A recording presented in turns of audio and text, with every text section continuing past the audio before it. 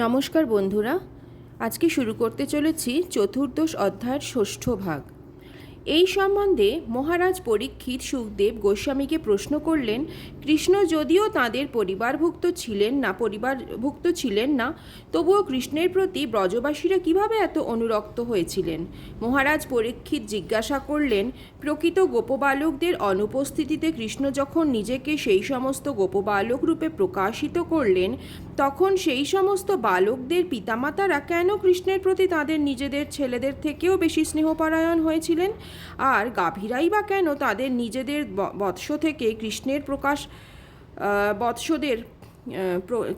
প্রকাশ বৎসদের প্রতি এত স্নেহাপরায়ণ হয়েছিলেন? সুখদেব গোস্বামী মহারাজ পরীক্ষিতকে বললেন যে প্রতিটি জীবই নিজের প্রতি সবচাইতে বেশি আসক্ত। পরিবার, পরিজন, বন্ধু বান্ধব, গৃহ, দেশ, সমাজ, বিত্ত, ঐশ্বর্য, যশ ইত্যাদি বহিরাঙ্গা সমস্ত উপকরণগুলি গৌণ। এই সমস্ত জিনিসগুলি আত্মাকে আনন্দ দান করে বলেই তাদের প্রতি আমরা আসক্ত হই। সেই কারণেই সকলেই আত্মকেন্দ্রিক এবং সেই জন্যেই তারা স্ত্রী, পুত্র, বন্ধু বান্ধবদের থেকে নিজের দেহ এবং আত্মার প্রতি সবচাইতে বেশি আসক্ত। যখন কেউ কোনো বিপদের সম্মুখীন হয়, তখন অপরের থেকে নিজেকেই রক্ষা করতে তারা বেশি সচেষ্ট হয়, এটাই স্বাভাবিক। এর অর্থ হচ্ছে যে আমরা আমাদের আত্মাকে সবচাইতে বেশি ভালোবাসি। আত্মার পরে এই জড়দেহের প্রতি আমাদের সবচাইতে বেশি আসক্তি। যে মানুষের আত্মসম্বন্ধে কোনো ধারণা নেই, সে তার নিজের দেহের প্রতি অত্যন্ত আসক্ত থাকে।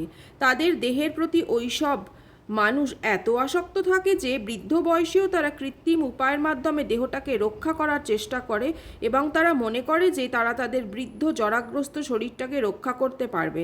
দৈহিক বা আধ্যাত্মিক ধারণার দ্বারা প্রভাবিত হয়ে সকলেই সুখের অন্বেষণে দিন রাত কঠোর পরিশ্রম করছে। আমরা জড় বিষয়ের প্রতি আসক্ত হই, কেননা তা দেহের ইন্দ্রিয়গুলিকে সুখ দান করে। দেহের প্রতি এই আসক্তির কারণ হচ্ছে আমিত্ব, এই দেহের আত্মা।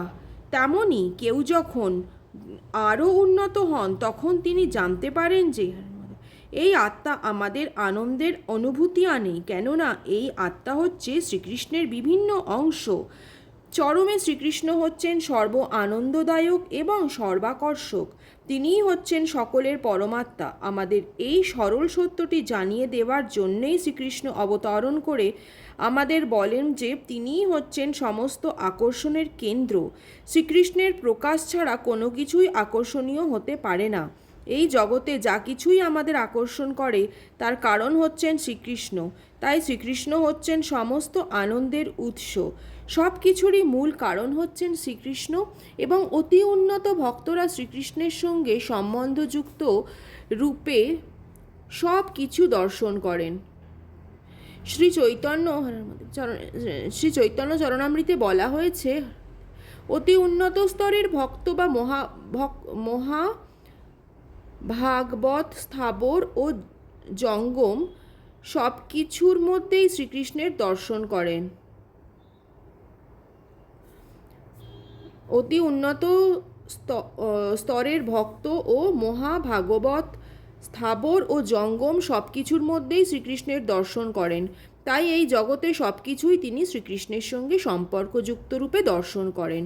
যে সৌভাগ্যবান মানুষ সর্বতোভাবে শ্রীকৃষ্ণের শরণাগত হয়েছেন, তিনি ইতিমধ্যেই মুক্তিলাভ করেছেন, তিনি আর জড়জগতে নেই। সেই কথা ভগবদ্গীতাতেও প্রতিপন্ন হয়েছে। যিনি শ্রীকৃষ্ণের প্রতি ভক্তিযুক্ত সেবায় যুক্ত হয়েছেন, তিনি ব্রহ্মভূত স্তরে অধিষ্ঠিত। এই কৃষ্ণ নামটি সমস্ত পুণ্য এবং সমস্ত মুক্তির আধার। যিনি শ্রীকৃষ্ণের পাদপদ্মের আশ্রয় গ্রহণ করেন, তিনি এই ভবসমুদ্র পার হওয়ার নৌকায় আরোহণ করেছেন। তার কাছে এই বিশাল ভবসমুদ্র গোষ্পদে পরিণত হয়েছে। শ্রীকৃষ্ণই হচ্ছেন সমস্ত মহাত্মাদের পরম প্রেমাস্পদ এবং তিনিই হচ্ছেন জড়জগতের পরম আশ্রয়। যিনি কৃষ্ণ ভাবনাময় ভক্তিস্তরে উন্নীত হয়েছেন, তার কাছে বৈকুণ্ঠ বা চিত্তজগৎ আর দূরে নেই।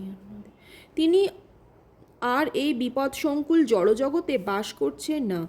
এইভাবে শুকদেব গোস্বামী মহারাজ পরীক্ষিতের কাছে কৃষ্ণ ভাবনাময় বিজ্ঞান বিশ্লেষণ করলেন।